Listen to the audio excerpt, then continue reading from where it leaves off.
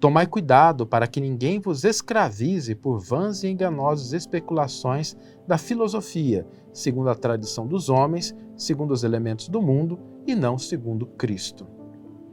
Emmanuel intitula o seu comentário Em Honra da Liberdade.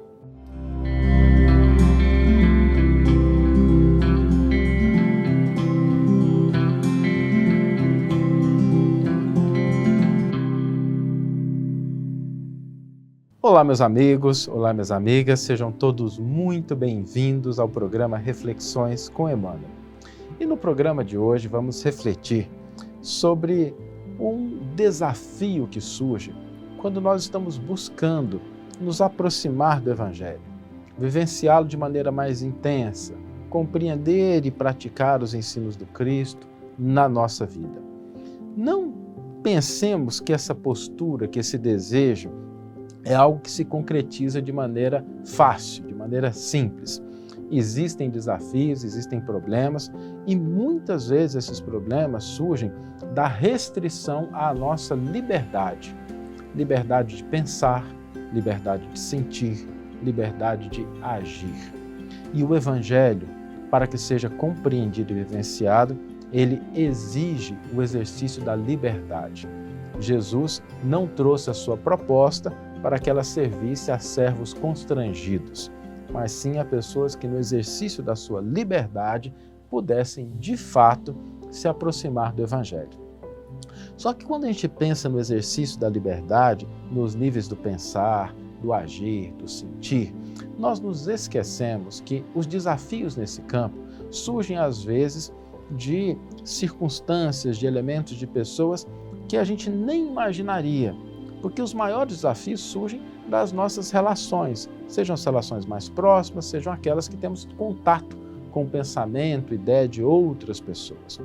Na vivência, no entendimento do Evangelho, existem pessoas que às vezes dentro do campo da própria religião, dado ao seu pouco conhecimento, dado a sua ignorância, às vezes mutilam o Evangelho, reservando somente aquela parte que eles compreenderiam.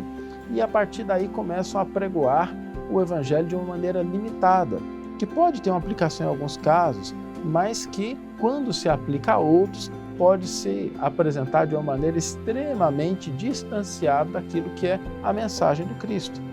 Eu me lembro de uma vez que eu estava fazendo um seminário ao lado de uma outra pessoa que era católica, e aí nós tínhamos na plateia uma pessoa que também é católica e me dirigiu uma pergunta que me sensibilizou bastante, porque era uma pessoa que passava por uma problemática de saúde bastante grave, ela estava com câncer e uma recidiva, ela já tinha tido câncer no passado, tratou, curou de um certo tempo e depois voltou novamente. E essa pessoa me perguntava assim: Saulo, eu fui buscar consolo e esclarecimento dentro da doutrina espírita, e aí uma pessoa, jovem, foi lá e me falou: não, a doença surgiu porque eu pedi a doença. E como é que eu posso ter pedido essa doença, Saulo? Me explica, por favor. E diante dessa situação, eu fiquei pensando que aquela pessoa que deu essa resposta para essa que estava com problema, com doença, faltou não só com a caridade, mas avançou até um pouco na crueldade de dizer algo assim para uma pessoa que estava passando por uma problemática de saúde grave. E a causa disso não vou imaginar que seja má fé, que seja maldade, mas a ignorância, a falta de estudo, a falta de entendimento do que representa a proposta da doutrina espírita no seu aspecto de consolação. A doutrina espírita não tem a função de colocar a culpa do sofrimento na pessoa, mas de fortalecê-la, de esclarecê-la, para que ela entenda que depois da dificuldade, novos horizontes surgem. Sempre há um propósito para o depois. Deus não castiga, Deus não é um sistema bancário de cobrança. A gente não vai pedir o mal e o sofrimento simplesmente de maneira aleatória. Existe um propósito maior, um propósito de redenção, um propósito de aperfeiçoamento. E quando a pessoa ela revela só uma parte da história, ela desconfigura tudo aquilo que, naquele caso específico, a doutrina espírita tem de esclarecimento, de orientação. E às vezes isso acontece também no campo do Evangelho em várias denominações. Sem nenhuma crítica a todas elas têm a sua parcela de contribuição, mas nós devemos tomar cuidado com pessoas que às vezes mutilam a proposta do Evangelho, pegando só algumas partes e tentando fazer com que aquelas partes se convertam na totalidade. Existem propostas, ideias, até filosóficas, que partem simplesmente dos interesses pessoais. Existem outras concepções que derivam do comodismo, às vezes até no campo da ciência, quando se relega a questão da religião ao domínio do fantástico, do falacioso, da ingenuidade, esquecendo que a religião faz parte da nossa dimensão como seres humanos. E às vezes a gente sente até, eu conheço pessoas assim, a gente sente assim, poxa, mas eu tenho a minha fé, mas de repente escutei uma pessoa falando que esse negócio de Deus não existe, de imortalidade da alma não existe, e a gente respeita a opinião como opinião, mas é uma opinião que ela tem a intenção de limitar, de restringir a liberdade de pensar, de agir, de sentir, daquele que busca de fato uma aproximação com os princípios do Evangelho. Porque o Evangelho ele prega a imortalidade, ele informa sobre a sobrevivência da alma e sobre vários outros aspectos. E existe também um outro obstáculo que é muito curioso, mas às vezes ele surge. Quando a gente começa a se aproximar do Evangelho e surgem aqueles que aplaudem, que elogiam demais, nada contra o reconhecimento do trabalho bem feito, da conquista legítima, mas às vezes aquelas pessoas elas se enchem de entusiasmo e falam da pessoa que está no caminho, que está aprendendo, que está se esforçando como se ela tivesse chegado lá.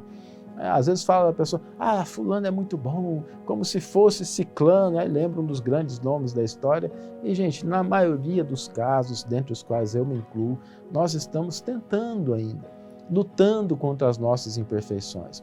E quando o elogio chega de uma maneira desproporcional, simplesmente incentivando a vaidade, o orgulho de alguns, ao invés de contribuir para que a pessoa haja mais livremente, ela aprisiona a pessoa naquela visão, fazendo com que ela perca a capacidade de enxergar aquilo que ela ainda precisa, pode, necessita melhorar.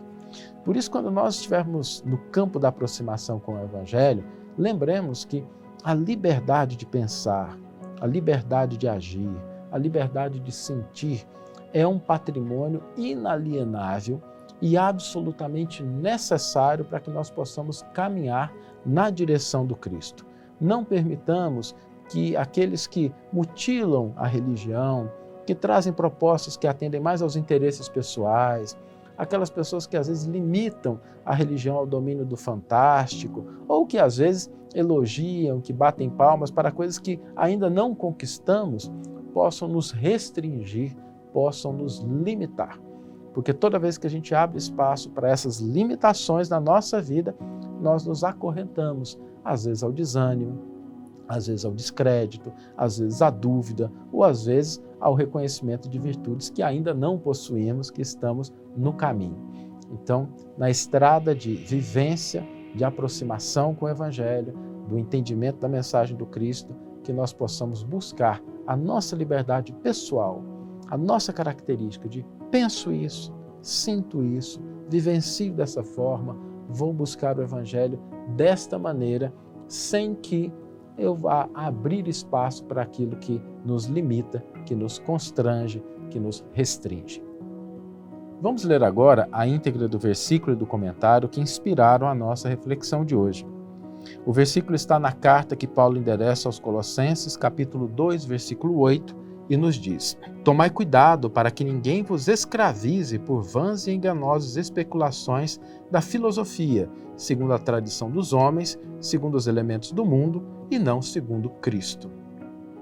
Emmanuel intitula o seu comentário Em Honra da Liberdade. Se alcançaste um raio de luz do Evangelho, avança na direção do Cristo, o divino libertador.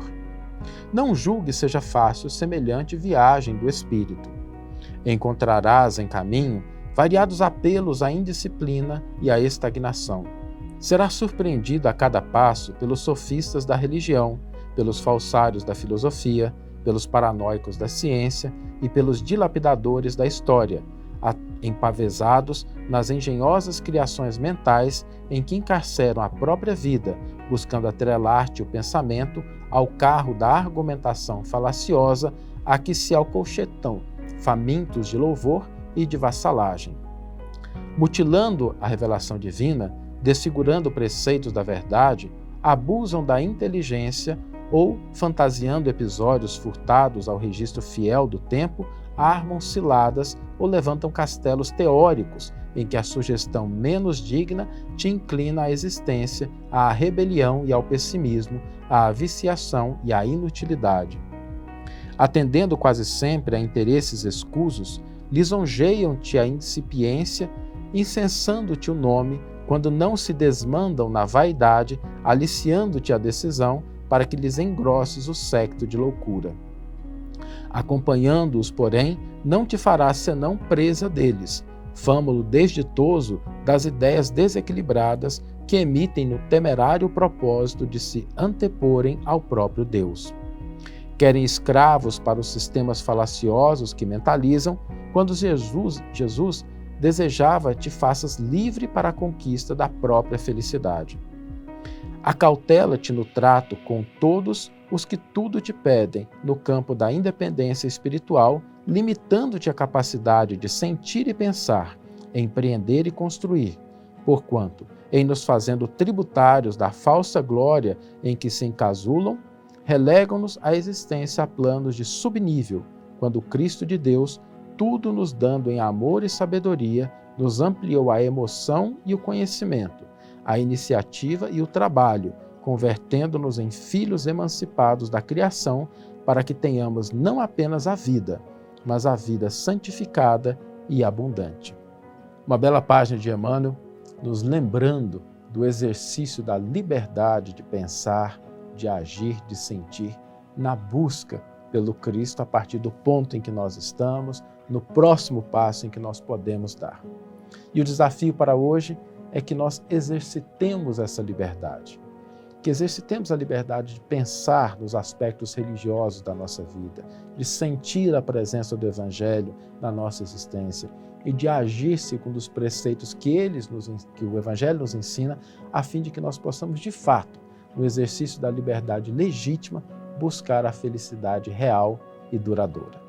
Que tenhamos todos uma excelente manhã, ou uma excelente tarde, ou uma excelente noite, e que possamos nos encontrar no próximo episódio.